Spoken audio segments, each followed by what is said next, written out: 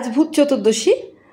আজ ভোরে হাঁটতে গিয়ে এক চাষির কাছ থেকে প্রতিবারের মতো 14 রকমের শাক সংগ্রহ করছি। সে মনের সুখে লাউ, কুমড়ো, মূলো সব শাক কুচিয়ে বিক্রি করছে, আরও সব শাক পাতার সঙ্গে। বললাম, এসব দিচ্ছ কেন? সে বলল, পাঁজিতে আছে। বললাম, না, এসব তো সারা বছর পাই আমরা।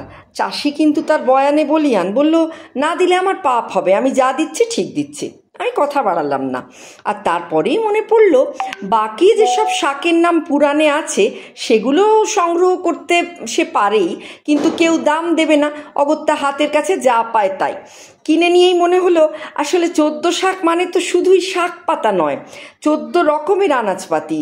তা সে ষোড়শ শতাব্দীর স্মৃতিশাস্ত্রকার রঘুনন্দনের কৃত্যতত্ত্বে 14 শাকের মধ্যে ভেষজ গুণসম্পন্ন ওল শাক, কেউ ভাট বা ঘেটু, বাস্তুক বা বেথুয়া, কালকাসুন্দে, নিম, পটুক বা পটলের পাতা পলতা, গুরুচি বা গুলঞ্চ, জয়া বা জয়ন্তী, হিলমচিকা বা হিংচে, সর্ষব বা সর্ষে শাক, আর শেলুক বা শুল্প শাকের নাম থাকুক না কেন, আর সেসব একসঙ্গে ভেজে কার্তিক মাসের দীপান্বিতা অমাবস্যার আগের দিন ভূত চতুর্দশীতে তা ভেজে খেলে মৃত্যু সহজে স্পর্শ করবে না, এসব বলা থাকুক।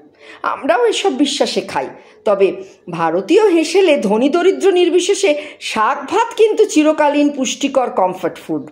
আয়ুর্বেদের সুপ্রাচীন ঐতিহ্য মেনে আমাদের দেশের বিচিত্র সব শাক পাতার স্বাদ কাহন কিন্তু অপুরাণ।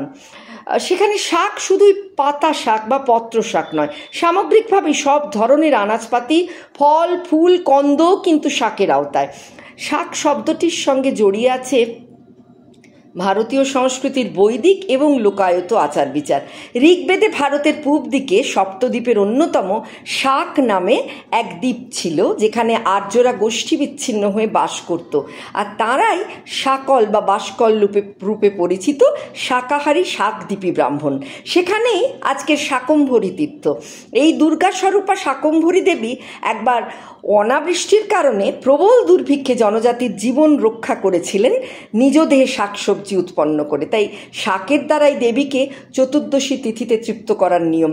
আর ঋগ্বেদের এই শাকদ্বীপী ব্রাহ্মণগণই শাক চতুর্দশী ব্রতের প্রবর্তক। তবে বিজ্ঞান কিন্তু আজও মানে চরক সংহিতার সূত্র, যেখানে বর্ষাকালের আর্দ্র দেহ শরতের সূচনায় সহসাই সূর্যলোকের প্রভাবে সন্তপ্ত হয়ে আমাদের পিত্তের প্রকোপ বাড়ে।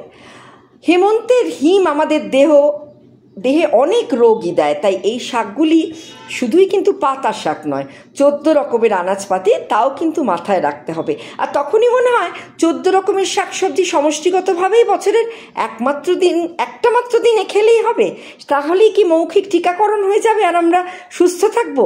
তার উত্তরে কিন্তু আয়ুর্বেদ বলছে, আমরা যেমন বছরে একবার ছাতু সংক্রান্তির দিন ছাতু খাই, আশ্বিনের গাড়ু সংক্রান্তির দিন নানা রকম আনাজ দিয়ে গাড়ুর ডাল রাঁধি, মাঘের শীতল ষষ্ঠীর দিন 6 রকমের গোটা আনাজপাতি দিয়ে গোটা সেদ্ধ খাই, তাই কার্তিকে 14 রকমের আনাজ খাওয়াটাও তেমনই। হয়তো কালে কালে 14 শাকের ব্যাপ্তার্থ ঘুচে গিয়ে 14 রকমের ভেষজ গুণ সম্পন্ন প্রতীকী পত্র শাকই স্থান করে নিয়েছে ভূত চতুর্দশীর ব্রতে।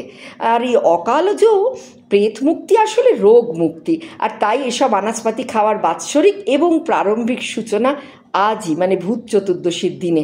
মানে ওই দিনের পর থেকে নিয়মিত খেতে থাকলে দেহ সুস্থ থাকবে, পিত্ত, কফ, বায়ুর আধিক্য হবে না। তাই পুরাণ তথা আয়ুর্বেদে এই শাক শব্দটির বিস্তার ব্যাপক। তা সে রামায়ণের মৃত সঞ্জীবনীর বিশল্যকরণীর ন্যায় মহৌষধিই হোক, বা 14 শাকের রীতি, দুর্গাপূজার নবপত্রিকা স্নান, এসবই তো কৃষিপ্রধান ভারতবর্ষের ভৈষজ গুণাবলী সম্পন্ন সব শাক পাতার আরাধনা। সেসব শাকের ঔষধি গুণ এবং বলবীর্য ছত্রে ছত্রে রয়েছে চরক এবং সুশ্রুত সংহিতায়। তাই এখানে 14 শাক খাওয়ার মধ্যে পাতা শাক সংখ্যাগরিষ্ঠ হলেও ওইসব ভেষজ গুণ সম্পন্ন সব কিছুই কিন্তু শাকের পর্যায়ে পড়ে। কেমন লাগলো জানাবেন আপনাদের।